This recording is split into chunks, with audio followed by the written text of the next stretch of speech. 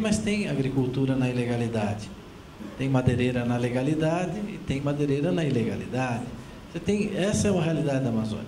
Muitos modelos. Os trabalhos que nós temos aqui são os trabalhos que não são na mesma escala, nem na escala temporal, como disse muito bem o Silvio, que o trabalho mais do INPE.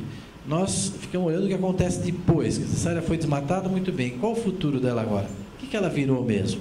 E agora, com esses satélites de alta resolução temporal, que fornecem imagem diariamente, nós estamos com projetos de pesquisa em colaboração com a Universidade do Câncer e com várias universidades, que vão nos permitir conhecer mesmo se o que sucedeu foi um arroz, se foi o pasto, se depois veio cultura de grãos, porque hoje se fala isso, mas é tudo meio chute, quer dizer, você não tem mesmo um monitoramento no detalhe.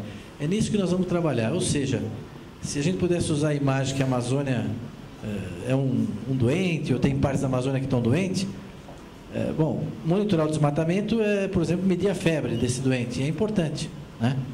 Agora, nós precisamos também fazer exame de sangue, tomografia, precisamos análise de um monte de coisa dele.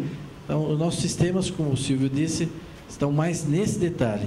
Eu diria, por último, nós mesmos já vemos pelo menos 12 modelos de ocupação diferentes, ganhando dinâmica muito própria hoje em áreas que as pessoas nem estão prestando atenção. E eu acho que há coisas, depois por comentários, não vou fazer isso aqui agora, mas nós vamos ter mudanças territoriais na Amazônia de uma outra ordem nos próximos 15 anos que as pessoas nem estão percebendo, mas elas já estão começando. Aliás, o Tomazella, algo disso ele apontou lá na cobertura que ele fez, né?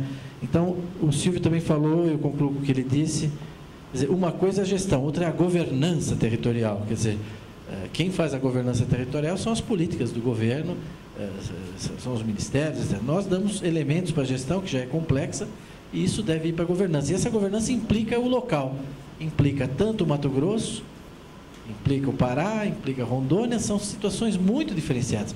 E dentro de cada estado, municípios com situações muito diferenciadas, né? E nós não podemos esquecer que tem que haver uma perspectiva de inclusão social na Amazônia, né? O PIB que mais cresce, 23 milhões de habitantes, é a única região que está recebendo paulista, que está recebendo carioca, que no censo mostrou que diminuiu a população de São Paulo e Rio de Janeiro. Para onde eles foram? Para lá. Se olhar a inflação, que cresceu por causa de alimentos, qual foi a cidade que mais cresceu a inflação por causa de alimentos no Brasil? Belém.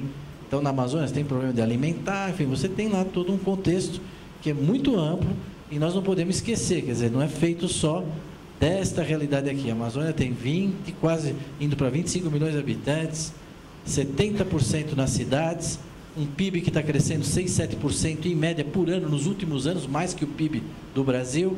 Em breve já vai estar respondendo por 20% da produção de grãos do Brasil. Quer dizer, o Brasil voltou a exportar algodão, o Brasil importava por causa da Amazônia. Tem muitas Amazônias, muitas realidades, e tratar isso como se fosse assim uma coisa só. Então, essa é a preocupação do governo, é de ter uma governança territorial mais adequada, articulando o nível federal com o nível estadual. Nós temos feito isso no caso da fitosa, tem andado muito bem, depois vocês podem ver exemplos. Depois, se for necessário, a gente pode exemplificar melhor. Não há conflito entre dados, e acho que a gente tem que trabalhar todos juntos e unificar ao máximo as nossas propostas para a região.